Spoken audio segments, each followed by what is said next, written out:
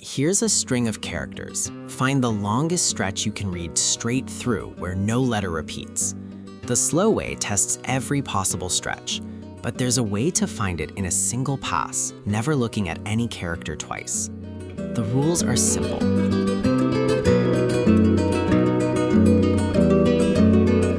You're given a string. A substring is just a run of characters that sit next to each other. Find the length of the longest substring that has no repeated character inside it. A few examples to ground it. In abcabcbb, the best you can do is abc, which is length 3. In all B's, every run repeats, so the answer is just 1. And in pwwkew, the winner is wke, also 3.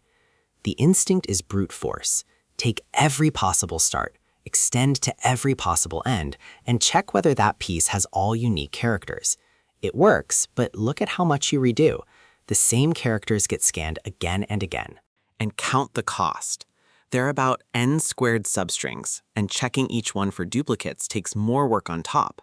That's cubic, or quadratic if you're careful. A string of 100,000 characters becomes billions of operations. It falls over. Now the flip. Don't think in substrings. Think of one window with two ends, a left and a right. You push the right end forward to grow the window. The moment a character repeats inside it, you slide the left end forward, just enough to drop the old copy. The window never goes backwards. Watch it run on abcabcbb. Right end on A, then B, then C. All new. The window grows to ABC, length 3, our best so far. Now the right end hits a second A. That A is already in the window, so slide the left end past the old A. The window becomes BCA, still length 3. Keep going. The right end hits B, already inside, so left slides past it, C, A, B. Then C repeats, left slides again, A, B, C. Then B, the window shrinks to C, B. Then a final B, and the window is just B. One pass across the whole string, and the longest window we ever held was 3. The one trick that makes this fast, a small map from each character to the last place you saw it. When the right end lands on a repeat, you don't crawl the left end over one square at a time. You read where that character last appeared and jump the left end to just past it, in a single step. So the cost. The right end moves forward n times.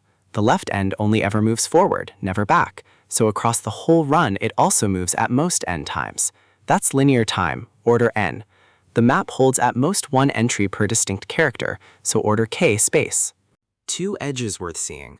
If the string is one character repeated, the window is forced back to size 1 every single step, and the answer is 1. If the string has no repeats at all, the left end never moves, the window just grows, and the answer is the whole length. Here's the shape worth remembering. Keep a left pointer and a scene map. Walk the right pointer across the string.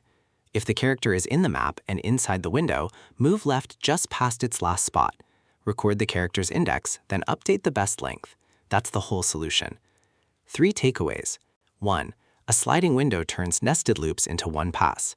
2. A last scene map lets you jump instead of crawl. 3. This shape solves a whole family of substring problems. Want to try it yourself? The interactive version is on unrote.com, link in the description. Understand it, don't memorize it. We'll see you in the next one.